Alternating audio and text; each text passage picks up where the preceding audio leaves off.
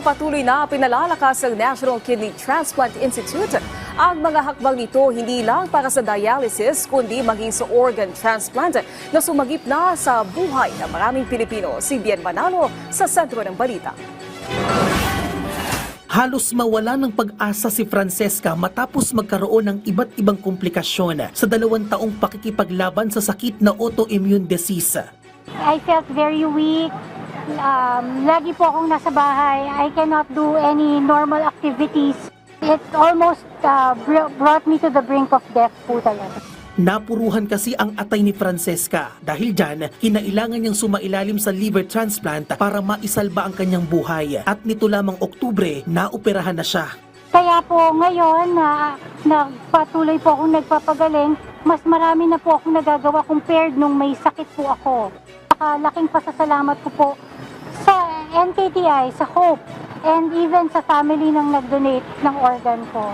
Isa si Francesca sa mga pasyenteng naging matagumpay ang organ transplantation na dumalo sa formal na pagpapasinayan ng lilok na pinamagatang Vita Infinitum sa National Kidney and Transplant Institute. Ang monumentong ito ang nagsisilbing pagpupugay sa mga namayapang organ donor na nag-alay ng bahagi ng kanilang katawan para sa ikabubuhay o ikagagaling ng iba. Sa tala ng NKTI, higit 10 pasyente ang naghihintay para sa liver transplant, habang mahigit 300 pasyente naman ang nakalinya para sa kidney transplant.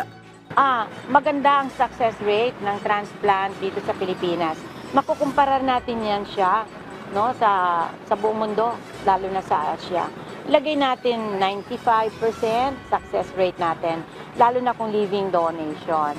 Itinutulak din ng NKTI ang deceased organ donation na layong hikayatin pa ang mga donor para sa mga pasyenteng lubos na nangangailangan. Mahigpit din ang kanilang paalala sa publiko kaugnay sa pagbebenta ng organs na pawang labag sa batas. Samantala, nababahala naman ang NKTI dahil sa patuloy na pagtaas ng kaso ng tinatamaan ng chronic kidney disease sa Pilipinas. Katunayan, tumataas sa 17 hanggang 20% ang kaso ng CKD sa bansa. Sa datos ng Department of Health, higit 1 milyong Pilipino na ang may sakit sa bato at 80% sa kanila ang sumasailalim sa dialysis.